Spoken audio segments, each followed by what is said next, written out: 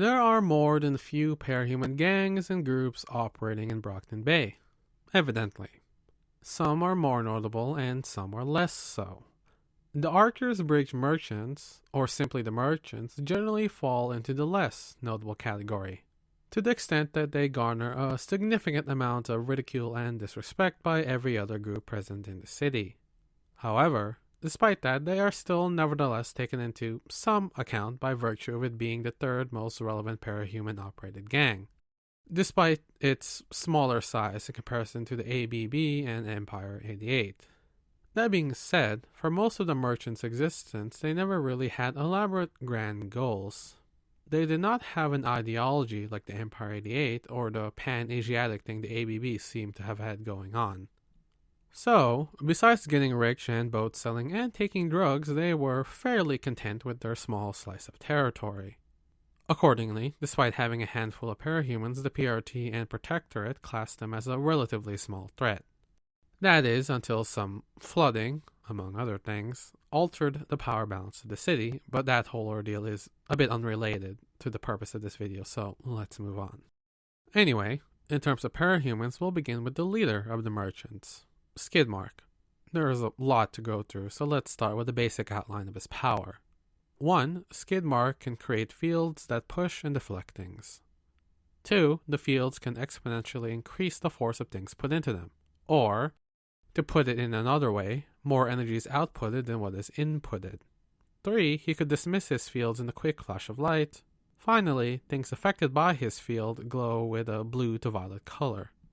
A simple enough power, I suppose, but there are several other details to consider. His range was whatever he could see. His fields lasted for as long as he kept his eyes on them, but would otherwise last 20 seconds before deteriorating by themselves. Theoretically, he could affect an area the size of a soccer field, with the caveat that it likely would need to lay flat, and would more than likely take quite a bit of time to do so. In the colloquial sense, he was not Manton limited. He was able to coat living things and inanimate objects with his power, but for the former, he never displayed being able to extend his field into a body and, well, blow someone up. Now, this is perhaps the most important aspect of Skidmark's power. I've yet to mention exactly how strong the deflecting/pushing force of his power is because it really depends. On one hand, it can be the strength of a strong gust of wind, and on the other, it can shove someone through metal railings. The disparity comes from the fact that his fields can be layered to increase the force of his power's effect. Related to that, his areas are also able to build up an object's velocity as it passes/bounces through said fields. All that being said, and to transition to weaknesses and possible countermeasures, Skidmark had a certain lack of creativity, patience, and I suppose ability to plan ahead. Certainly, he knew about the benefits of layering his fields, but it evidently takes time to layer them. So, in most situations, he was satisfied with a few fields strong enough to suit his purposes and be, well, done with the whole affair after that. Unfortunately, due to that complacency and a lack of experimenting and being sort of an idiot, he never knew of his field's ability to increase object velocity, at least not with any real conscious awareness. As such, he never tapped into the true potential of his power. For example, with enough time and planning, he could have, in theory, deflected bullets and knocked over endbringers. Skidmark's shortcomings aside, a more general weakness is of course his power being reliant on sight. Sure, one will still have to prevent him from seeing again for 20 seconds to dissipate existing fields, but at least he can't make more or strengthen existing ones. Another weakness is how he cannot move his power's effect once it's been applied onto something/someone/somewhere. In a broader sense, his last weakness is how sufficient opposing force can overcome his power.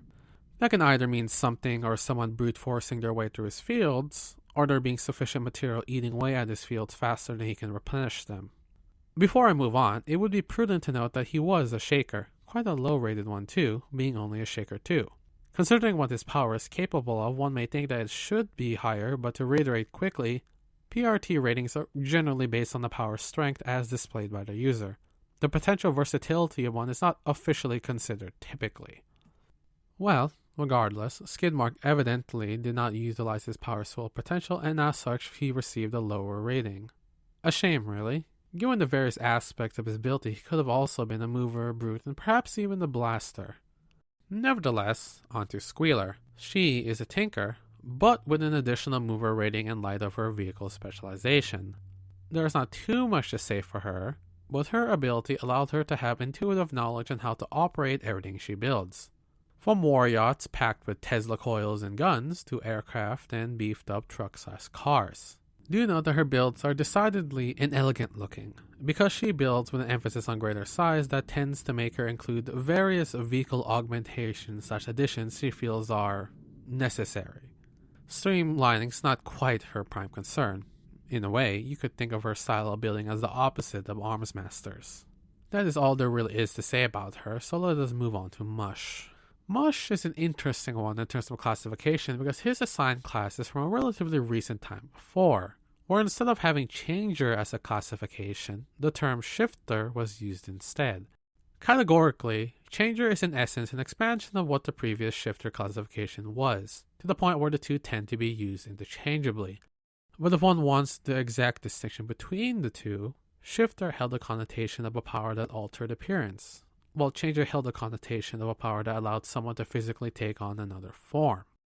Regardless of that bit of trivia, Mush's power was the ability to use trash and debris such as dirt, sand, and other loose material to form various shapes. Additionally, he could form a larger and more durable body to surround himself in. Based on eyewitness accounts, he formed his trash/debris body/shapes through tendrils formed from his skin that would divide and stretch out to acquire material. To contrast with Skidmark's power, Mush could move around the things his power influenced.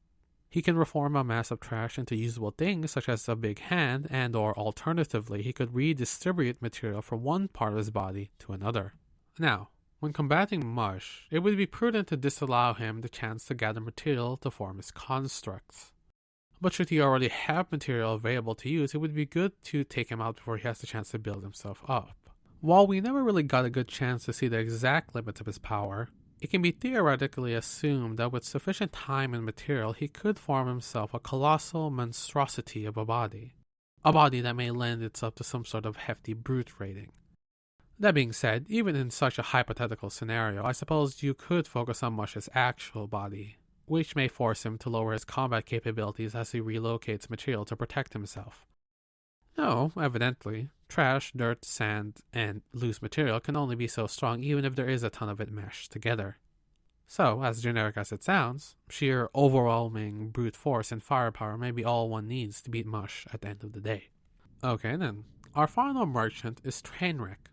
Unless I'm being exceptionally forgetful, he will be our first instance of a Case 53 that I'll go into some sort of expanded detail. I may or may not make a super short video about Case 53s later, but to quickly summarize, they are parahumans with amnesia that have extremely altered physical characteristics. In Trainwreck's case, he is more or less just a blob with a head. Luckily, he was a tinker, so he was able to build a body for himself. How, you may ask? Well, despite having no limbs, he was able to form little pseudopods to gather up materials that he could use to make said body. Note that I was not able to find a canon source that outright stated that he could form pseudopods, but since Wild Bell stated that he was like Mush, one could sensibly infer that Trainwreck had his own version of Mush as tendrils.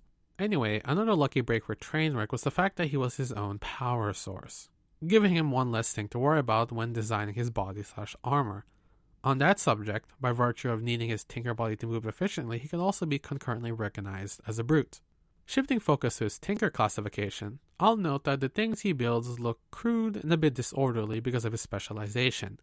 I don't quite know how to describe this, but essentially he specializes in being able to use otherwise lackluster and lower quality materials/components and making them into things that run far better than one would expect, given what they were made from.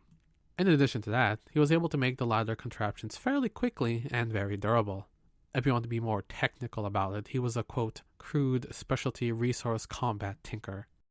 As such, besides what I've already stated, his inventions and builds lean more towards general gear, weapons, and armor.